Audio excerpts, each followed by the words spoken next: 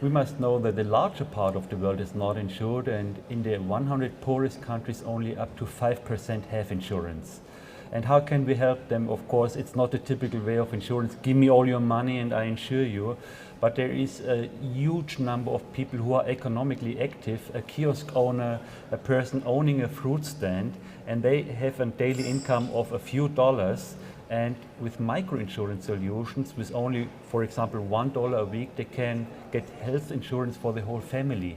So these people, if they are hit by a climate change event, by a disaster, usually they lend money from the loan shark and then they fall into a poverty trap because they hardly can pay back.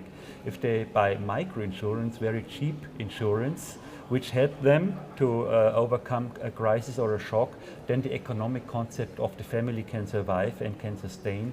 And around the world there are millions of people who are in that stage.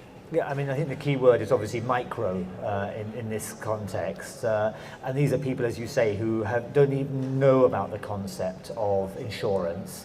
So how do you explain it to them? How do you get that the idea to the small kiosk owner, the small-scale farmer, who, as you say, previously would have gone to the loan shark or would perhaps rely on the family to help them out? A whole new concept for them, which education, I imagine. Education is key, and it's very time consuming because usually these people only know about savings, but you can explain them that even with their savings, they cannot survive more or less if they need surgery or something, or if some person of the family has a sincere health problem. With insurance, you can convince them that if they spend $1 a week and they can insure more or less the whole family for a shock or a medication, and since they have a little kiosk and they know about economics, they might know that if they have $30, $40 a week, with sharing $1, they get on the safe side, on the health side, for example. And since they often pay school fees for the children, they are used to paying for services. But you're right, you need to make a lot of education, and there are even role plays and games where they learn about the principle of insurance. That premium might be gone, but once there is an accident or a shock, it really serves them. So we're talking about people at the bottom end of the economic ladder.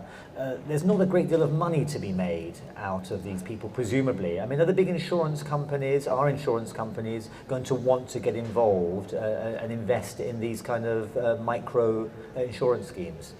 That's a good point. I mean, it's a question of how profitable wants an insurance company to be. If you say, I want to be the most profitable, you cannot go into the field.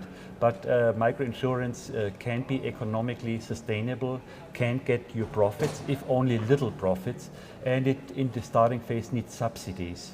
So since we debate here about money and fundings, we should think that among all pieces of adaptation, insurance can be one pillar, and we should think whether we should not adapt into insurance schemes, because what is important, it's not only about paying money. Where there is insurance, there are data, there is research, because insurers want to know their risk. So we are talking here about a gap of data, and everybody's complaining we have no data. But where you have insurance, and be it initial insurance, you increase the database, and insurers are really keen in researching and getting more data. So this is one benefit. And the second is also that through clauses and through agreements, you can improve prevention. You can say, okay, I improve your little fruit kiosk, but make it safe in the evenings, protect it from heavy rains, make it safe for theft. So with these clauses, you can improve risk, as we say, or you can increase prevention. So insurance is not only about paying money, it's about loss prevention, and it's about data quality, which increases in insured systems. Well, the way you've described it, it seems to make perfect sense. Is that message getting through to people here at COP18? Is it a message that seems to be biting? The biggest problem is that everybody who is here from the developed world has his own understanding from insurance, and for many people they are crooks who just take your money and don't pay in case of a claim, which in fact is not the real case. But the main message here is it's not about paying money in case of a shock or an accident. It's about improving the database, and it's about improving prevention, and insurance is one mechanism for doing so.